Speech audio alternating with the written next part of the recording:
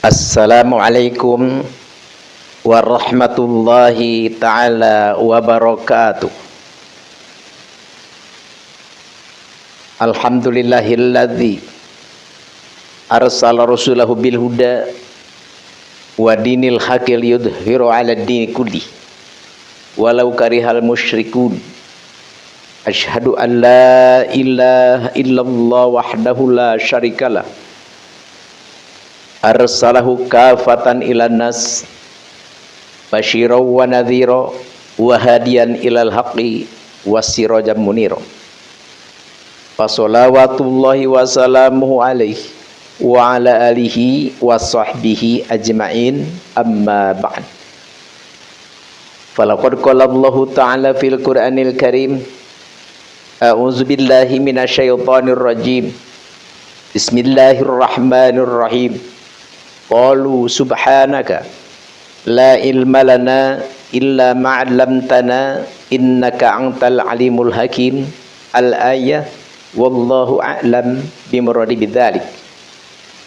Wa qala an-nabiy sallallahu alaihi wasallam, man arada dunya fa'alaihi bil ilmi wa man arada al-akhirata fa'alaihi bil ilmi wa man aradahuma fa'alaihi bil ilmihima. Al-hadits. Pertama-tama yang terhormat para alim ulama, para ju'ama, lasiman wa khususon pengerasa Abah Ian sebagai penasihat di AFWI atau PWI. Begitu pula yang terhormat Raya Ustadz Cecep sebagai ketua dan juga sebagai penasehat di AFWI atau PWI ini. Dan begitu pula kepada Kiai Haji Limudin, kepada Kiai Haji Deni Al-Mukarramun, semua yang sangat al-fakir hormati. Dan begitu pula kepada ketua RT RW dan seluruh jamaah majelis ta'lim Ar-Ribat Manbul Hikmah ini yang saya muliakan dan saya banggakan, dan semoga oleh Allah Subhanahu wa taala dimuliakan fid darain, yakni dunia wal akhirat. Amin ya Allah ya rabbal alamin. Pertama-tama sebelum Al-Fakir berbicara lebih lanjut, marilah kita panjatkan puja dan puji kehadirat Allah, dan marilah kita bersolawat kepada junjungan kita Sayyidul Kawainin wa Tsaqalain, yakni Nabi besar Nabi Muhammad sallallahu alaihi wasallam. Alhamdulillah, kita hidup di era modern ini, kita banyak dimudahkan dan banyak kemudahan.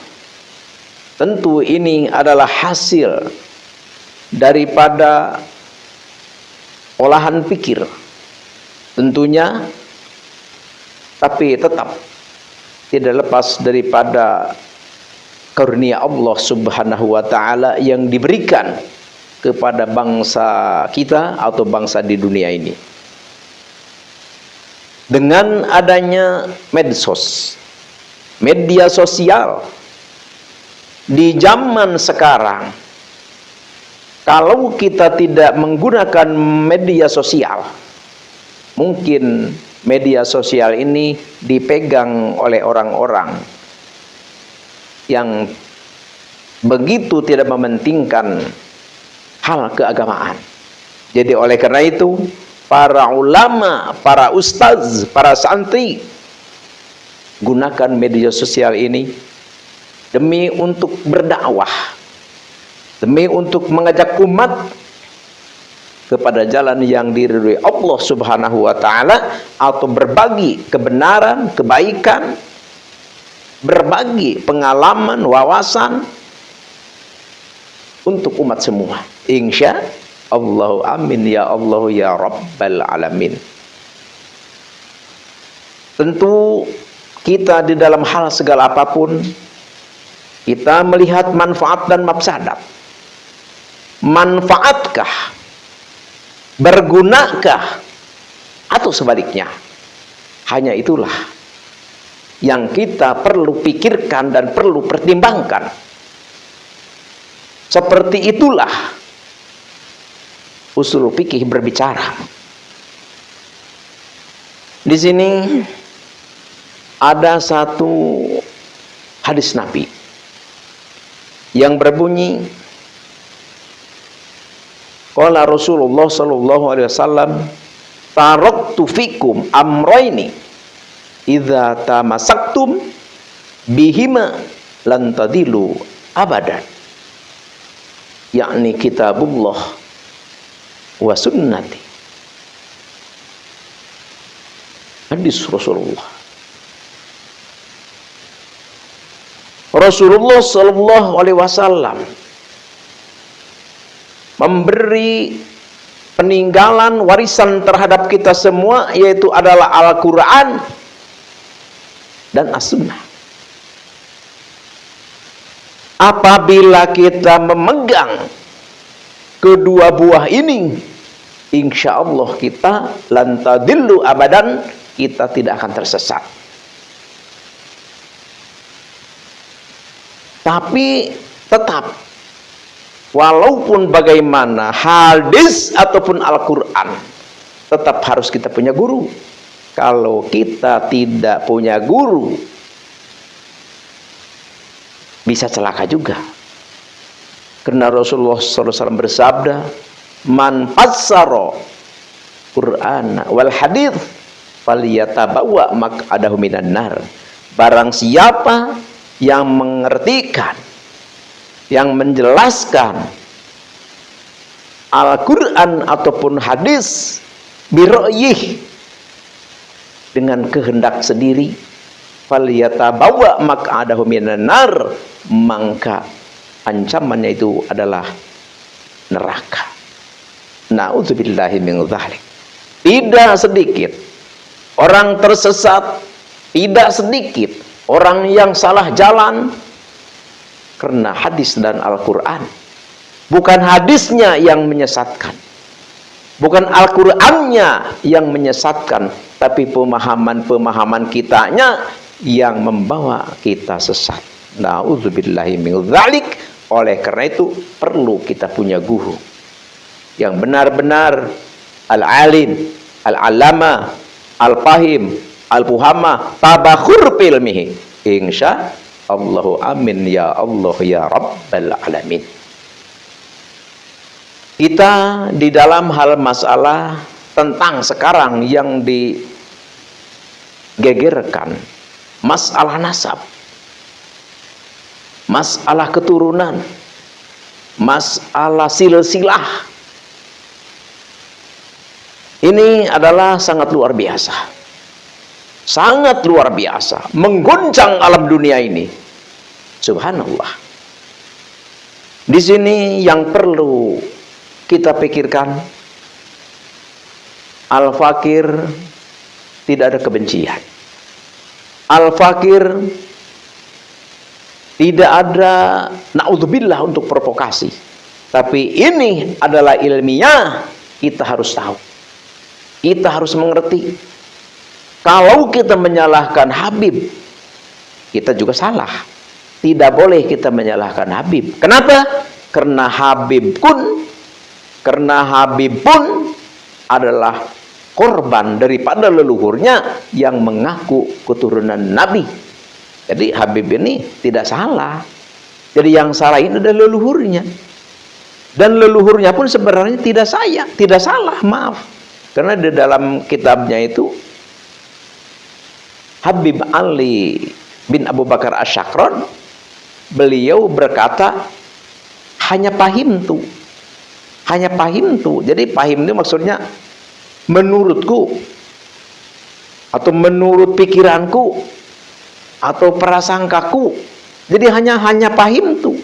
Bukan berdasarkan misalkan ankol misalkan anseh tidak. Jadi hanya pandangan beliau, menurut pendapat beliau itu adalah dzurriyyah Rasul. Cuman kesininya ya diperkuat, akhirnya ditukil, jadi benar-benar mengaku cucu Nabi. Nauzubillahi min dzalik. Sekarang begini, kita sebagai umat Kangjeng Nabi besar Nabi Muhammad SAW, Nabiullah Sayyidul Kaunain, yakni Nabi besar Nabi Muhammad SAW, punya anak Sayyidatuna Fatimah. Sayyidatuna Fatimah punya anak Husain. Jadi ini kita menelusuri atau kita membaca silsilah para habaib yang mengaku mereka ke Sayyidina Husain. Sayyidina Husain punya anak Ali Zainal Abidin. Ali Zainal Abidin punya anak Muhammad Al-Bakir. Muhammad Al-Bakir punya anak Ja'far Shadiq. Ja'far Shadiq punya anak Ali Al-Uraibi. Ali Al-Uraibi punya anak Muhammad An-Naqib. Muhammad An-Naqib punya anak Sayyid Isha. Sayyid Isha punya anak Ahmad. Ini yang menjadi permasalahan. Sayyid Ahmad tidak punya anak yang namanya Ubaid atau Ubaidillah atau Abdullah. Jadi leluhur-leluhur para habaib yang namanya Ubaid itu ada 3 nama. Ada Ubaid, ada Ubaidillah, ada Abdullah. Jadi diutak-atik nama itu. Tujuannya supaya klop dengan apa yang mereka klaim. Tapi walaupun bagaimana tetap tidak akan klop. Karena Sayyid Ahmad anaknya hanya 3. Hanya 3. Tidak punya anak Ubaid. Anaknya cuma 3, yaitu Muhammad, Ali, Husain. Sedangkan para habaib, terutama yang mengklaim, yang mengaku, yang mencantolkan, yaitu adalah Habib Ali bin Abu Bakar Asy-Syakron, beliau mengaku leluhur beliau adalah Ubaid. Kata beliau Ubaid itu adalah putra Sayyid Ahmad. Sedangkan Sayyid Ahmad tidak punya anak Ubaid. Oleh karena itu, kalau memang Ubaidillah itu adalah putra Sayyid Ahmad, tolong hadirkan kitabnya. Tolong hadirkan kitabnya. Jangan sampai hanya menyaku. Jangan hanya mengaku saja. Hadirkan kitabnya. Bahwa di dalam kitab ini keterangan bahwa Sayyid Ahmad punya anak Ubaidillah. Kenapa kita ini dibahas-bahas terus? Maksudnya karena para habaib masih kekeh mengaku bahwa dia adalah keturunan Nabi.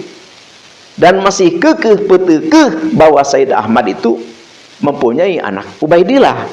Oleh karena itu, kalau memang kekeh mengaku, mengklaim bahwa Sayyid Ahmad punya anak yang namanya Ubaidillah, hadirkan kitabnya.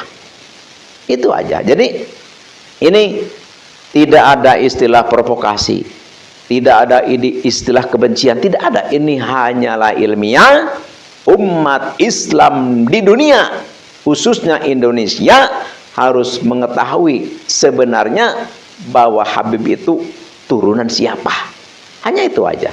Tapi walaupun Habib itu bukan keturunan Nabi, tetap kita menyatu, tetap kita bersatu, tetap kita melangkah menuju ridho Allah Subhanahu wa Ta'ala.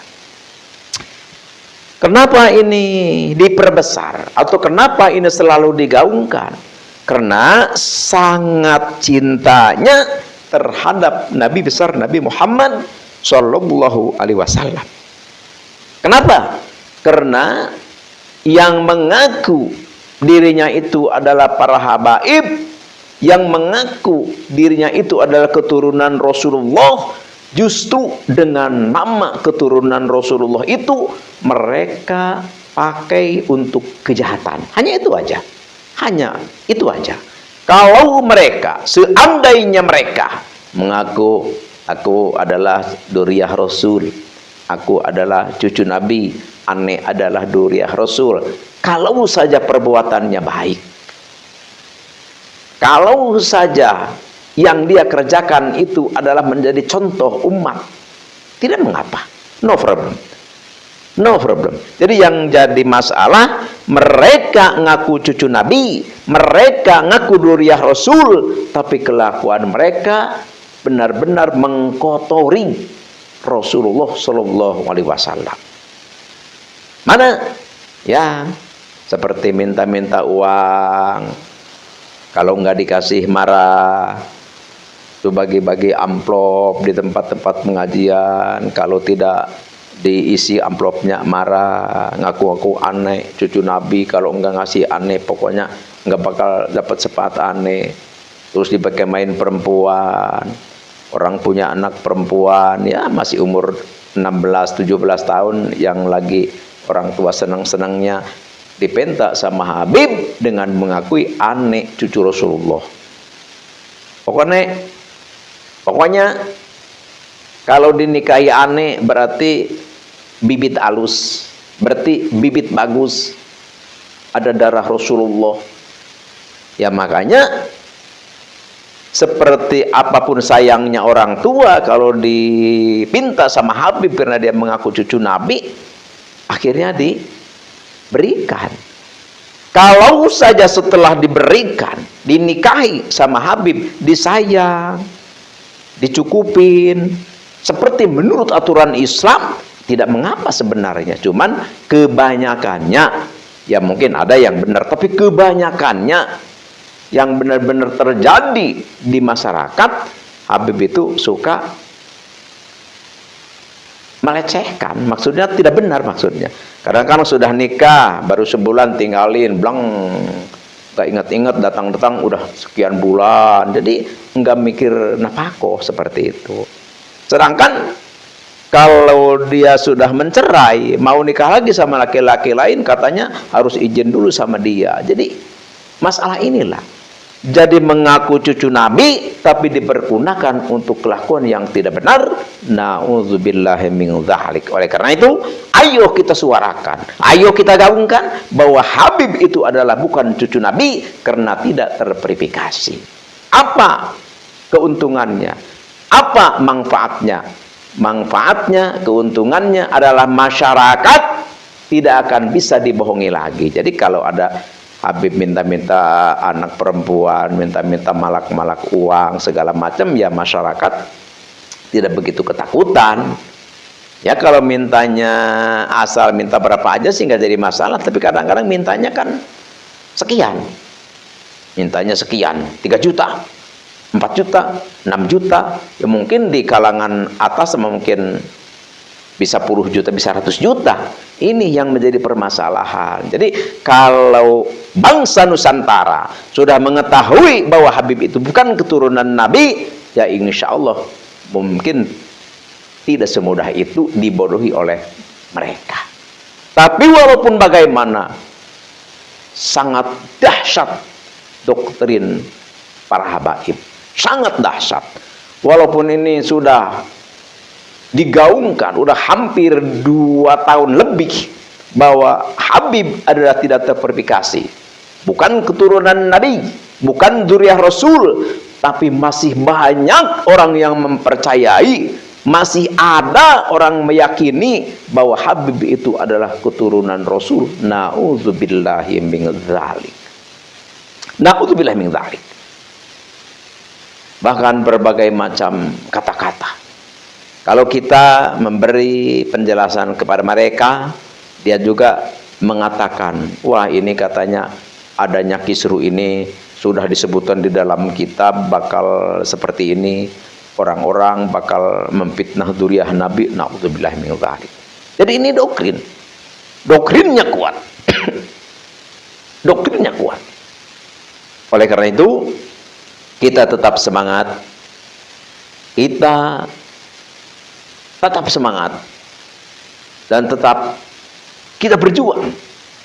Gaungkan, publikasikan kepada umat manusia bahwa Habib itu adalah bukan dzurriyyah Nabi. Karena kalau menurut keterangan di dalam kitab Tuhfatuz Zaman, silsilah Habib itu adalah pertama yang membuat susunan itu adalah Habib Ali bin Abu Bakar Asyakron.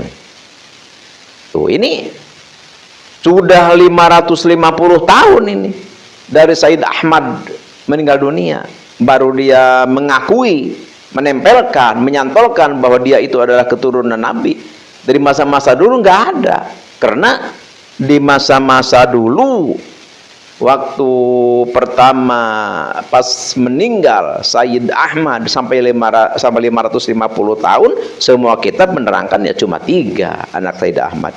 Tapi setelah 550 tahun ada Habib yang namanya Habib Ali bin Abu Bakar Asyakron, dia menyantolkan katanya dia itu turunan Nabi.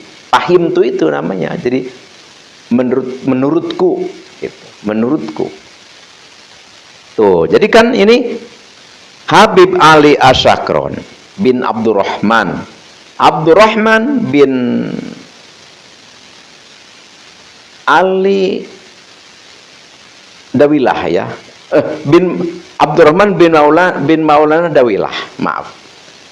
Terus bin Ali Sohib Daroh, bin Muhammad bin Ali bin Muhammad Sohib Mirbat, bin Ali bin Alwi bin Ubed. Ubed bukan bin Sayyid Ahmad, bukan. Bukan bin Sayyid Ahmad terus bin Isya. Bukan, tapi Ubed bin Isya. Tuh, bukan Isya bapaknya Sayyid Ahmad, bukan. Jadi Isya yang lain. Isya bin Muhammad bin Khimham bin Aun. Jadi Ki Aun ini adalah dalam kitab Tuhfatuz Zaman. Jadi sudah jelas, sudah pertela bahwa Habib Ba'alwi adalah bukan turunan Nabi, tapi Habib Ba'alwi adalah keturunan Ki Aun.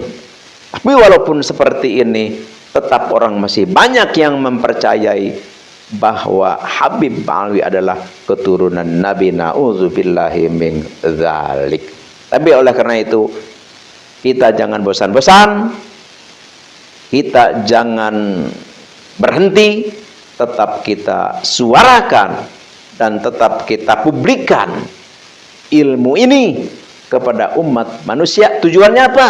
Tujuannya supaya tidak bisa dibohongi, didawir-dawir, dipaksa-paksa, diperes oleh mereka. Sekali lagi, Al-Fakir tidak benci, na'udzubillahi min dzalik. Apalagi Al-Fakir memprovokasi orang lain, na'udzubillah min dzalik. Jadi tetap kita baik dengan mereka, kita tetap bersahabat dengan mereka, tapi hanya satu saja, jangan mempercayai bahwa mereka itu adalah dzurriyyah Nabi. Jangan, karena mereka itu adalah bukan dzurriyyah Nabi. Tapi kita bersahabat. Dan lagian tidak begitu penting-penting amat kita untuk benar-benar menjaga tentang hal nasab. Kenapa? Karena masalah kemuliaan bukan karena nasab. Bukan. Kemuliaan kita itu adalah karena ketakwaan kita kepada Allah Subhanahu wa ta'ala. Jadi oleh karena itu Al-Fakir sangat mengharapkan, Al-Fakir sangat menganjurkan kepada para habaib, ayo jujur sajalah, mengaku saja bahwa aku adalah bukan dzurriyyah Nabi, tapi aku beragama Islam. Itu aja. Udah, kita melangkah bersama menuju ridho Allah Subhanahu wa ta'ala. Itu aja. Itu aja. Jadi kita tetap bersahabat, sekali lagi kita tetap baik, dan kita tetap saling menghormati dan saling memuliakan. Hanya itu aja, jangan mengaku cucu Nabi, dan kita pun jangan menganggap bahwa mereka itu adalah cucu Nabi. Kenapa? Karena bukan. Karena bukan. Jadi barang siapa yang mengaku keturunan, yang mengaku nasab kepada nasab orang lain, tapi tidak benar maksudnya, maka faliyatabawa, maka ada minanar, maka adalah ancamannya adalah neraka. Naudzubillah, ini sangat berat. Oleh karena itu para habaib, ayo takutlah kepada ancaman Allah, takutlah kepada siksaan yang disediakan oleh Allah bagi orang yang sembarangan mengaku nasab yang memang bukan nasabnya. Hanya itulah yang Al-Fakir bisa katakan, yang Al-Fakir bisa ucapkan. Semoga ini adalah menjadi edukasi, menjadi pelajaran, menjadi ilmu bagi kita. Dan sekali lagi, jangan dianggap provokasi. Ini adalah pelajaran. Karena tentang hal masalah nasab ini jarang kita pelajari di pesantren-pesantren atau di sekolah-sekolah perguruan tinggi, jarang. Jadi sekarang dibukanya oleh Kiai Haji Imaduddin Usman Al-Bantani, ya, ini adalah suatu anugerah dari Allah Subhanahu wa ta'ala. Ilmu yang begitu hilang dari kita semua, Allah tampakkan dan Allah berikan kepada kita semua. Cinta kita kepada Rasulullah, mahabbah kita kepada Rasulullah, tentu kita harus tahu nasab Rasulullah Sallallahu Alaihi Wasallam, dan kita harus punya giroh kepada siapapun orang yang mengaku keturunan Nabi. Tapi kita harus jelas, harus tahu. Oleh karena itu, dari mulai sekarang jangan gampang orang mengaku cucu Nabi kalau tidak ada bukti. Jadi buktinya gampang saja. Kalau memang kita enggak ada, karena pasti mungkin tidak akan ada, yang lebih jelas dan efisien adalah tes DNA. Jadi ini tes DNA sangat menentukan dan sangat meyakinkan dan sangat fleksibel. Jadi gampang dan mudah. Jadi tidak usah kita cari-cari kitab ke luar negeri. Wah, kita cari kitab kemana? Ke Mesir.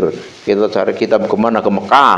Kita cari kitab kemana? Ke Maroko. Tidak usah begitu. Itu biayanya banyak, dan juga kita mengurus tenaga dan lain-lain.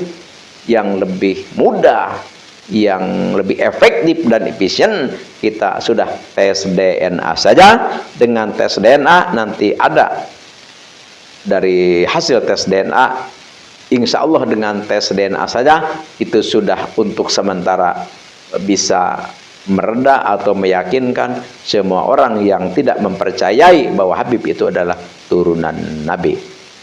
Tapi menurut yang sudah dites DNA dari klan-klan Habib yang di sini Habib-Habib yang mengalir di tubuhku darah suci Rasulullah, ini saudara-saudaranya di Mekah, di Yaman udah diperiksa, ya ternyata memang haplogrupnya bukan haplogrup Nabi. Jangankan keturunan Nabi, keturunan Arab pun bukan. Dari mana mereka?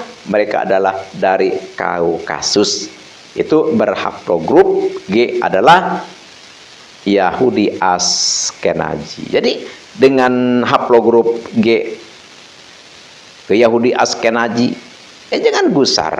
Masalah haplogrup udah Al-Fakir katakan, sudah Al-Quran juga mengatakan, hadis juga mengatakan, mulianya manusia bukan karena keturunan, bahkan la fadla arabiyyin wa ajamiyyin, tidak ada kelebihan kesempurnaan Arab ataupun bukan Arab.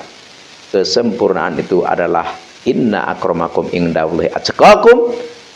Yang mulia itu adalah orang yang paling bertakwa kepada Allah Subhanahu wa taala.